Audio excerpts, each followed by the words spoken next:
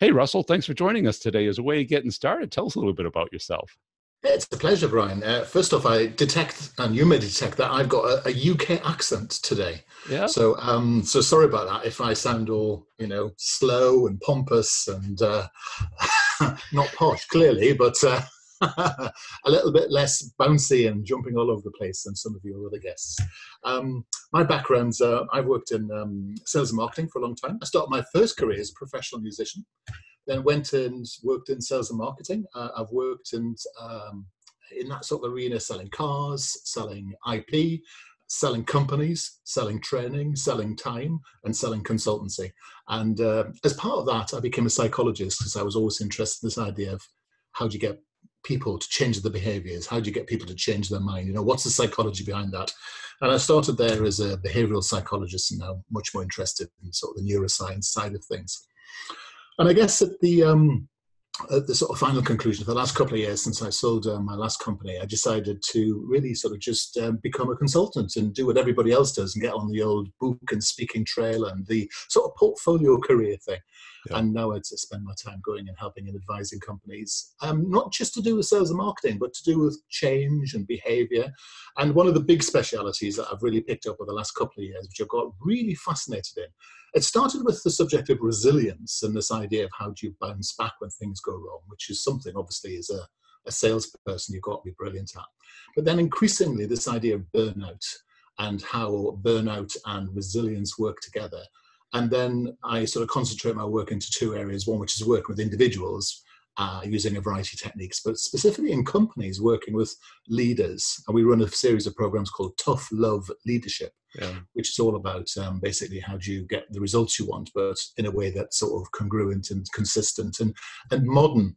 Because I think there's a sort of a move now to recognize that, especially working in the large corporate sector, that the old ideas are no longer true. The fast-talking, sharp-suited salesman, who's all about the next deal and how shiny their suit can be, is not the person that actually wins multi-million-dollar deals. That might work on a sales forecourt, but it doesn't work anymore in the professional B2B world as well.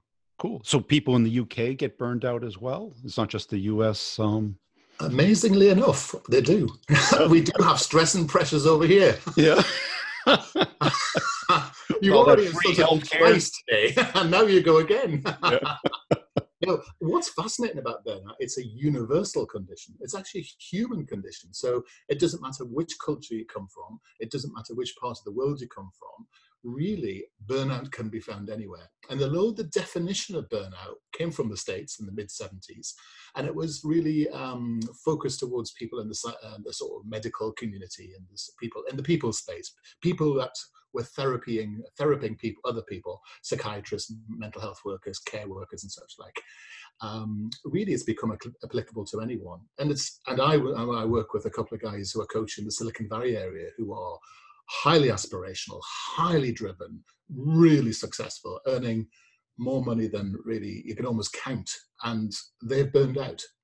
And so people think it's something that affects the low paid, the low grade, the sort of rusting, bored demographic, but it's not. It's something that it can hit anybody at any time in any culture in any place, and when it does, you've got to have some strategies to deal with it, because actually it's not a great place to be. And how do you know if you're burnt out or just depressed or just in a slump? That's a great question, and there's been as you can imagine, once academics got hold of the subject of burnout, they spent a lot of time examining what shade of pink the cover of the book should be called, but also then actually working out the differences between anxiety, depression, and burnout. And it is actually, there are different things. And the thing about burnout, which is characteristic about it, it is a workplace condition. And so the first thing that happens is you suffer from extreme exhaustion. So you're extremely tired. So you are emotionally wiped. Whereas depressed people have sort of no emotional content. When you have burnout, you recognize that you have emotions, but they're just stretched so thin you can't do anything with them. And the second element of burnout is that you lose your sort of passion for stuff. You lose your ability to bond with other people. You almost become a little bit cynical. And then thirdly, you sort of lose your what's called efficacy, which is just productivity. You use your ability, if you're utterly worn out and you're not sleeping, obviously, and you can't be bothered, and you don't care, I mean, your productivity slumps to zero. And of course, it does look as if it's like depression, but actually you can get depression anywhere. Whereas, of course, burnout is particularly linked to the workplace. So it's particularly linked to stress, rust, and workplace addiction. And is it something that we can recognize it before it's too late? I mean, yeah, I've seen a lot of people, certainly later in careers in sales, where it's just it's everywhere. Yeah. And and it's almost a downward spiral. Yeah. So how do you know when you're getting near burnout and you just need a vacation or you just need time off?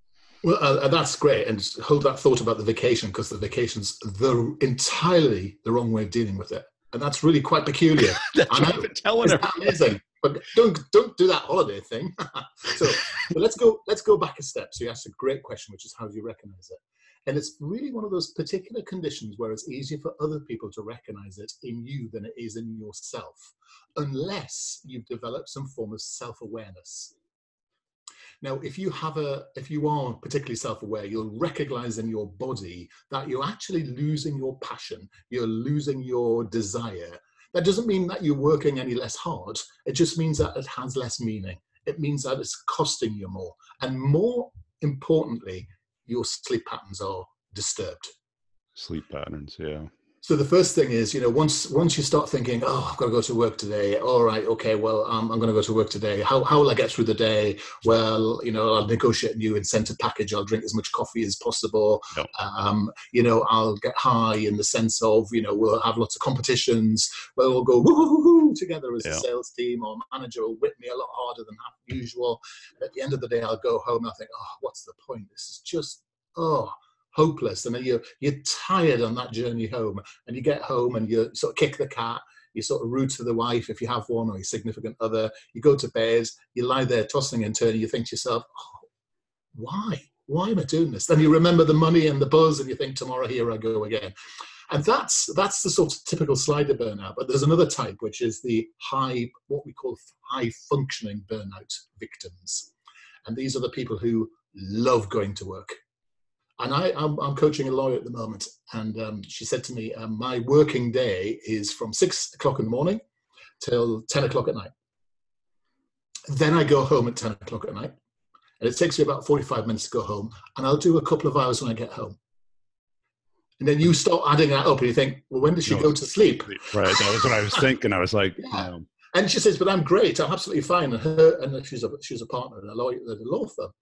And her boss is saying, you're burning out. And she, no, I'm not. But all the signs are there. She's overworking. She's becoming a perfectionist. So she has a need to get it right, over and above the need for it to be good enough. It has to be perfect. Nobody else could do it but her. That's another sign of what's happening. And when she goes on holiday, as she said to me, when I say to her, do you go on holiday? She said, yes, I'm going on holiday a couple of weeks. And I say, good. And I say, so how much work will you do? Oh, no work. Well, maybe just a couple of hours a day. But particularly when my partner's not really that, he wants to go off and do something else. So I'll stay at home and do some work. Yeah. And then you start to see the relationship chips coming in, because it's a bunch of sort of strange evidential things that wrap around what's going on. Everybody can see it. They're working longer hours. They're working themselves harder. And you'll start to notice in their faces, they become quite sweaty and they become really white because they are shattered. But that high functioning burnout, they don't recognize it because they're getting the dopamine kick. They're getting this push. They're getting that sort of reward. Yeah. They're getting a reward. Competition. It's addiction. That's what I was getting to, because it sounded like, addiction. Yeah. And your top salespeople who are chasing the big deals and they're really, really driven and really, really hungry are addicted. They're addicted. The hunt, the result, the outcome, the reward. Yes. And they push themselves harder and harder. And then one day they'll get a tiny little illness and they'll fall apart. Yeah.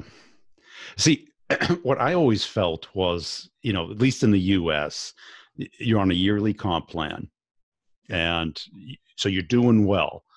So December 31st, you're in your accelerator. So you're getting 3 to 5 times the commission rate for each deal. So you are dopamine overload. Yeah. I mean, it is. And then January 1st, you get a new comp plan, and all of a sudden you crash. It's like that next morning, and all of a sudden you just deplete it. So you go through this cycle year after year after year. And I've seen a lot of people I get that burnout phase without the addiction, the good part of it. You're hitting the fundamental here, because the hormone at the heart of burnout is cortisol, which is a steroid hormone. And of course, cortisol is known as the stress hormone. So the majority of burnout comes from stress. It comes from overwork, pressure, doing too much.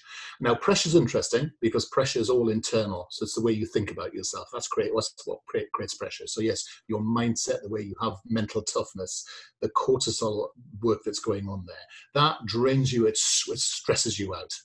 So even the people with the high dopamine kick, who are doing the high functioning stuff, have still got this cortisol drain in their system. So absolutely, as you say, when the dopamine drops off, plump, like that, you've still got all the cortisol going on. And then suddenly the stress catches you.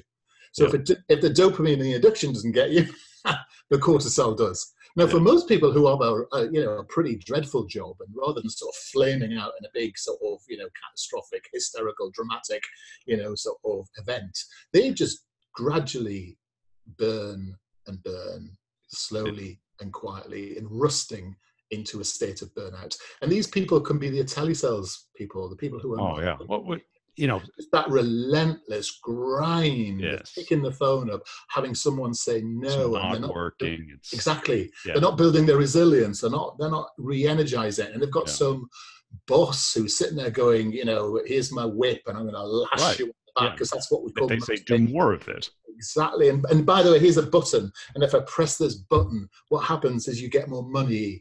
And actually, I keep pressing that button. And suddenly the money's really not good enough because I'm just bored. And, a lot of salespeople spend this life of being bored stiff or scared stiff. And that's a huge catalyst for cortisol poisoning. And we call that stress. And of course, if you start to lose that meaning in your work, then of course you can see how that will start to fall apart. And that's why good sales managers, sort of engender this sense of camaraderie, this sense of shared ownership, this sense often of team targets, this sense of a community. So actually, if Fred over there is not doing well and Jenny's doing great over here, that they share the load a little bit more. And I think sometimes in sales, we've gone too far towards this idea of individual results. And we've lost this idea of the shared, the collective, the community. Part of the tribe. You've just actually taken the words out of my mouth. You've obviously read Steve Peters as well. And I finally had this epiphany really this year that we've been working at kind of the wrong level, kind of this human to human level, where we really should be thinking mammal to mammal. Correct.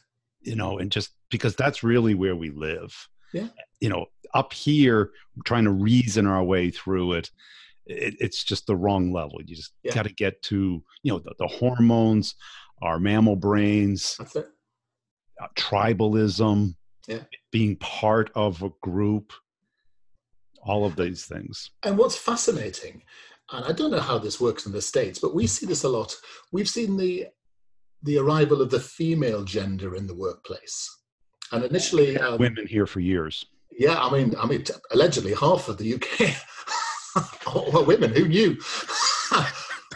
But joking aside, actually, what they brought was a different way of thinking about selling. Yes. They had a different way of thinking about relationships, a different way of thinking about self-awareness. And there was less of the posturing and sort of... the hunter. Yeah. Yeah, that's a more polite thing. I was trying to from an unfortunate British expression there. But what struck me is that they had this sense of actually, instead of forcing, pushing, driving, they allow people to buy rather than forcing people to buy because I'm going to sell harder than their resistance is. So in other words, sometimes I was listening to one of your other podcasts and the guy was talking about being on a forecourt. And what you'll see with some guys is them sort of people chasing the customer around the site going, hey, I've got one here, and it's in blue, and it's in pink, and why can't you have this? Whereas often the different gender approach is to say, hey, what are you looking for? and we've got one over here. What do you think about that? And then the customer says, yeah, I'd quite like to buy that. Well, And and then it costs us so much less effort yeah. in the sale. But we've got ourselves, I think, certainly in sales, sometimes with some people, building a culture that's so macho that actually it's doing us damage, because actually the only way to survive and to build the meaning is to really stimulate the dopamine valve. And if you're a leader who thinks that actually having people dopamine up to the eyeballs when shut, in other words, means addicted. Yeah. And the risk is that if you get people addicted to dopamine, it's very easy for them to click into other areas, which is why in the 50s, 60s, 70s, and particularly the American work environment, there was so much reliance on alcohol. Yeah. Because it's the same hit. So, you know, if we want to keep people clean and fresh and such like, we need to have people who are they're not addicts, and they shouldn't be addicts to work, and there should be meaning, and they should be doing the job in less time, not more. You know, coming to work, and people need greater accountability in what they're doing. I think far too much of the time I find people burning out because they don't take accountability.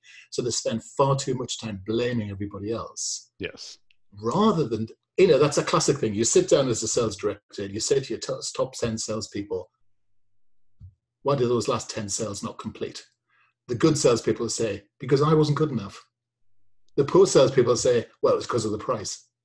It's everything but me. Everyone but me. Whereas, of course, the good salespeople say that was me, and they say that was my failure to persuade that person that price point was right, or that value. So, in other words, this is what I can do immediately, and this is what I'll do differently next time around. So, you build accountability, and what you start to do as a great sales director is you count the learning points. You don't spend your entire time with the people who are blaming, you know, the customer. It's not the customer's fault that your inability to sell means that they don't buy from you. And I think the people with the highest accountability tend to have great resilience, and people with great resilience really do resist burnout more, with less effort, I should say. That's almost counterintuitive. Yeah. Isn't it? Yeah, of course it is. That's the point. You think blaming everybody else would make your life easier. Wouldn't it? Yeah, you would think so, wouldn't you? And everybody I know who is like clinically burnt out, where they just cannot do anything to save their lives. They never take an ounce of responsibility. Yeah, absolutely. Not an ounce. And people don't realize, you see, they have a choice. But then they're not accountable for the choice. So my top lawyer that I was talking about earlier says that, well, it's not my choice to work this late. It's because I have to. Because if I don't do it, who will? Yeah. Now, so if you weren't doing the job of 3.5 people, perhaps they'd hire another lawyer. Yeah, we are short of resource at the moment. We're one person light who said, well, they don't need that person because they've got you working 2 jobs badly instead of 1 job really well. And let's say the people who are listening, I'm sure everybody has sensed a little bit of burnout. If they're feeling it, or somebody close to them is suggesting it, what should they do? Well, first things first, the idea of going on a holiday and lying on a beach and doing nothing, for some people is the idea of hell on wheels. So bizarrely enough, what you have to do is you have to purge the dopamine and the cortisol from your system. And the slowest way of purging chemicals from your system is to lie down and do nothing. So actually things like singing, laughing, dancing, jumping around, playing sports, being energized, using the sort of creative side as well as the sort of, so swimming's not great for you, but jogging is, because you're using more of your whole body. Singing and dancing's better for you than swimming, because actually using that whole body and you're flexing your whole muscle, and cortisol is being driven out of your system. And linking together fast cortisol reduction with using your creative mind is great. And if you're particularly one of those people that likes dealing with other people, likes talking to other people, then go meet and talk to people.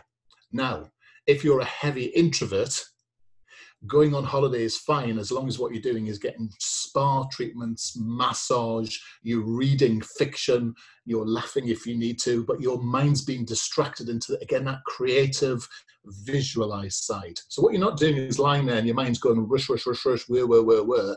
You're using mind either in a physical sense or in losing yourself in a sort of a book in that sort of sense. So it's re-energizing, repairing. And the point you're trying to do is to sleep better. And there's a bunch of very simple breathing exercises you can use to actually really get a good night's sleep, build a good routine and get yourself off to sleep. And, if you're new into a relationship, and I remember years and years ago being new into a relationship, we never had problems with burnout then. And we did get a lot of sleep. And actually being together with your partner and having fun with your partner and your soulmate and reconnecting on a physical and emotional level is really part of it, because that's one of the first things to go. It's often your significant other who notices you got burnout, because actually your ability to physically touch, emote, connect, hug, all that stuff goes out of the window. It's really strange. You notice guys not connecting with their kids so much, being slightly removed from people. And you'll see that window of, that personal space vacuum thing that we have, how close we get to people, that gets bigger and bigger and bigger. And you'll often find wives and partners, husbands, partners discovering that first. And that's one of the ways you can fix it. So reconnecting with human beings, hugging, all that sort of stuff is really, really good for you. I mean, if you're one of those people that doesn't like hugging and such, like, I'm not recommending it, but it is really great. And as I remember. Because the natural thing or the intuitive thing would be to isolate, wouldn't it? Yes, it would. Turn the TV on, lock the door, and just chill out. But you see, that's not using the mind. That's right. It's rest, but it's not. Well, it's not even rest. When you're watching the television, your metabolic rate is lower than when you're asleep. So you'd be better off going to bed. You'd get better rest going to bed than you would watching the television. What you want to do is you just need to use your mind in a creative way, drawing, journaling, however you might want to do it. I'm an ex-musician, so guess what? If I want to play an instrument, listen to music, go and see a concert. I find, watching sports, some people go and watch sports because that visceral, all those people around you. Crowd in a public area. Exactly. You're part of that massive community, the thing you said earlier. Yeah. And sometimes, as a sales team, you need to do those things together. You need to just go out sometimes and have a good laugh. Yes. You often find that in the emergency services, the fire, police, emergency service, ambulance and such like. They have what we call over in the UK a very black humour. And that means actually they laugh at things like, if someone's fallen out of a window and normally inappropriate things. They've had a horrible, experience. The jokes they tell to each other are appalling, but it brings them together. It allows them to laugh they laugh on the same wavelength. And actually, funnily enough, laughter using puns is very, very good and creative for the brain. Yeah. And how about the whining and the bitching and moaning and the water cooler gossiping? Does that help or hurt? Well, what do you think? I think it hurts. Of course it does. It feels good at the moment, though, doesn't it? Misery collects. However, all good leaders, I mean, you've used the mnemonic of the bitching, moaning, and whinging, which is the BMW method we all talk about. And have you not heard that before? I'm a Mercedes-Benz driver, so I can use the BMW method all the time with impunity. And I often talk to leaders and managers about having a BMW drive-by at the beginning of a meeting. And you just get people to come in and you say, what's been the most challenging thing of your week? And you allow them to have a good old bitch, moan and whinge, clear the air and say, right, let's move on. And it sort of punctures. And of course, what starts to happen after a while, there starts to be some banter and some amusement and some humor. And here's the really important thing. As the leader, you listen to that content. And if you're just in the drama, bitching, moaning and whinging, you'll talk about what happened. But once people start talking about what's coming, that's anxiety. And as a leader, you have to watch out for anxiety, because fear of the future, fear of the unknown is something as a leader we have to watch out, because that really, really, really starts to affect burnout faster than just about anything else. So as a leader, we've got to watch that. And the BMW drive-by is a nice way to sort of deal with that. Yeah, and I think a classic sales leader mistake is putting people on what we call a plan in the US, 90 days to make your number or you're out. Yeah. And I've never seen it work once. Well, it's very interesting. We have a grid that allows you to isolate what we call the honest citizens of your sales team, your stars, your erratics, or the people there you put them on, and we call those the con artists. because what you do is you put them on plan for 90 days, and normally they're okay. And then they come off plan, and then they're terrible again, and sort of boom, bust, boom, bust, boom, bust. And then you have the people who are your also-rans, who are sort of neither here nor there, and you've got your deadwood, and they're on the way out as legally as and efficiently as possible. And actually, the point of what's fascinating is you'll find that leaders and managers today with the sales teams are spending all of their time with the deadwood, the erratics, and the also-rans.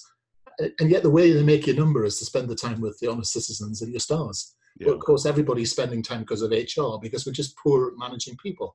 Rather than saying, actually, how do we sweat? It's a bit like, developing our strengths rather than our weaknesses. Turn your strengths into superpowers and ignore your weaknesses a bit. I mean, the people that aren't helping and not working, if they're not willing, move them on. Work with people you want to work with and who want to work with you. And, if the job has no meaning and they're just sitting there because they need to pay the bills, they're the people that are going to burn out because they're going to rust into burnout. And have you seen people like really what I call clinically burnt out, where they blame everybody else? And I've seen these people taking minimum wage jobs just because they don't even believe it's even possible to get a great sales job anymore. Can they turn around? Yes. Yeah. Yes. Everyone. Because if you were good, if you were talented, remember skill is for life, isn't it? Yeah. Attitude comes and go. And that's why I think sometimes we over egg the passion and the mindset and all that stuff. Sometimes you do need a good degree of skill and process to be good at your job. You can burn out and you can come back. And I can evidence it for myself. Because years ago, I was on a very high paid job, and I suddenly realized one day I had a condition called shingles, which is... Yeah, I know shingles. Yeah. Shingles. Nasty, a horrible thing. I got this rash, and it was because I had chicken pox and I had the shingles. And I was exhausted, absolutely exhausted. And I couldn't keep my eyes open, and I was sleeping. And, and I remember sitting down with my wife and saying, "What's the matter with me?" She said, "Well, you haven't had a holiday for 5 years. You've never taken a break. You're doing this job, which is the job of two people. You've turned this company around from a real sort of basket case into something that's really, great.